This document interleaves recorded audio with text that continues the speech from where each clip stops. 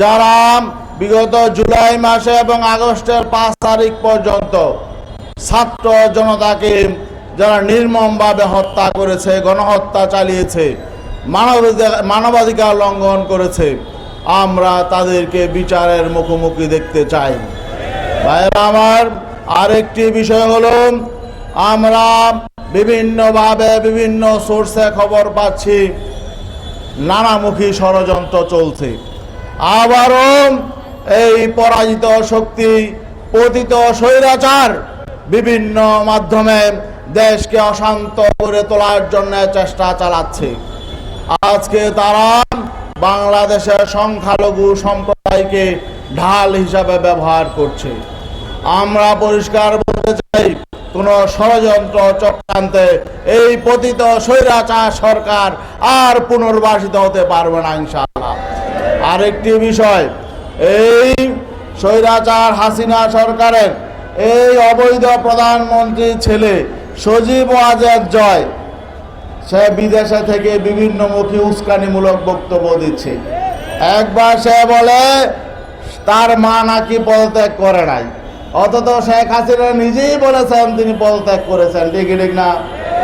আবার সে উদ্যতপূর্ণভাবে বলছে দিল্লিকে আহ্বান জানাচ্ছে, ভারত সরকারকে আহ্বান জানাচ্ছে যাতে বাংলাদেশের বিদ্যমান সংবিধান যাতে সংরক্ষণ করা হয়।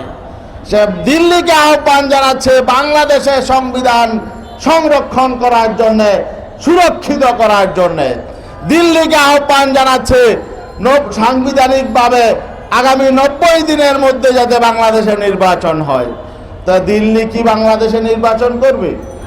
বাংলাদেশের সংবিধান রক্ষার দায়িত্ব কি দিল্লির? তাহলে কি বোঝা যায়, আসলে তারা বাংলাদেশকে কোনো স্বাধীন রাষ্ট্র এখনো মনে করে না। তারা বাংলাদেশকে দিল্লির একটি করদ রাজ্য মনে করে। এরা দেশদ্রোহী, দেশের শত্রু, দেশের দুশ্মন। অতএব মা ছেলেকে দেশদ্রোহী মামলা তাদের বিরুদ্ধে করতে হবে। তারা দেশদ্রোহী এবং এই দেশদ্রোহীদেরকে দেশে এনে তাদেরকে শাস্তির ব্যবস্থা করতে হবে।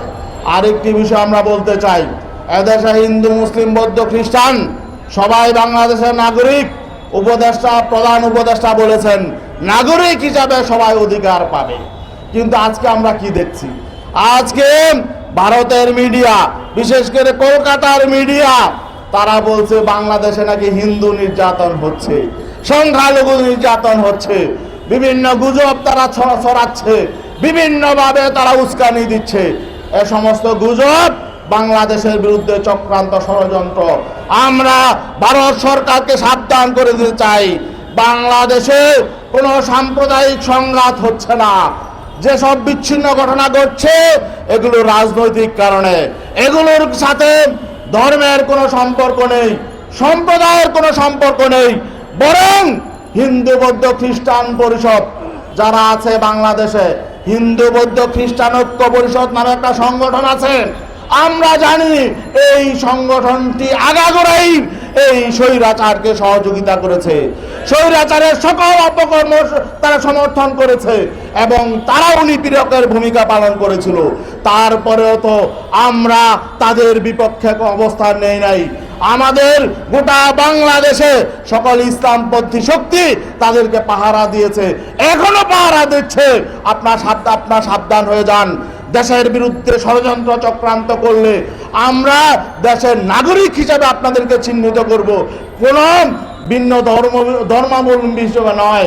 অতএব বাংলাদেশের কোন নাগরিক যদি বাংলাদেশের বিরুদ্ধে ষড়যন্ত্র চক্রান্তে লিপ্ত হয়, আমরা কাউকে কিন্তু ছাড় দিব না। সংগ্রামী ভাইয়েরা আমার, পতিত সরকারের যারা রয়েছেন, আওয়ামী লীগের ভাইদেরকে বলবো, আপনাদের তো ন্যূনতম লজ্জাবোধ থাকা উচিত, আত্মসম্মান থাকা উচিত। যেই নেত্রী আপনাদেরকে ছেড়ে নিজের সুরক্ষিত থাকার জন্য চলে গেল, তার ছেলে মেয়েরা চলে গেলেন এবং তার আত্মীয় স্বজন সব আপনাদেরকে রেখে চলে গেলেন, আপনারা আবার তার পক্ষে আন্দোলন করছেন। লজ্জা থাকা উচিত। যদি আপনাদের ন্যূনতম লজ্জা থাকে, বিবেক বুদ্ধি থাকে, আল্লাহ যদি আপনাদের মাথায় ন্যূনতম বিবেক দিয়ে থাকেন, আপনার তাকে অর্জন করুন, আপনারাও তার বিচার চান।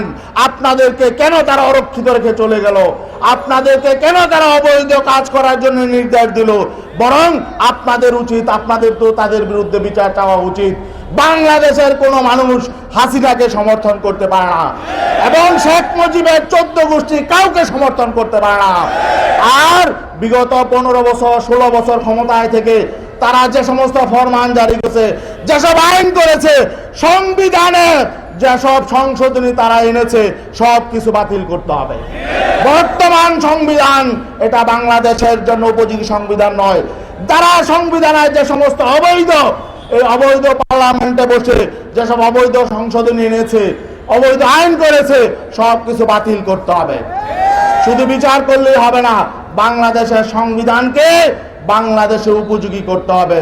এই বলে শেষ করছি। আমরা সজাগ থাকবো, সচেতন থাকবো। আমরা ইনশাআল্লাহ এই আন্দোলন করে স্বৈরাচারকে নামিয়েছি।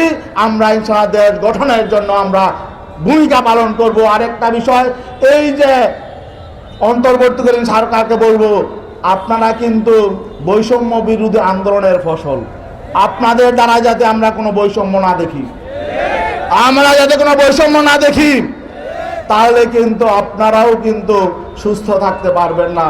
সঠিকভাবে দেশ চালান, বৈষম্যহীনভাবে। সকল রাজনৈতিক দল স্বৈরাচারের সহযোগীদের ছাড়া অন্য সকল রাজনৈতিক দলেরদেরকে সমান চোখে দেখুন, সমান অধিকার দিবেন। এই বলে শেষ করছি। আসসালামু আলাইকুম।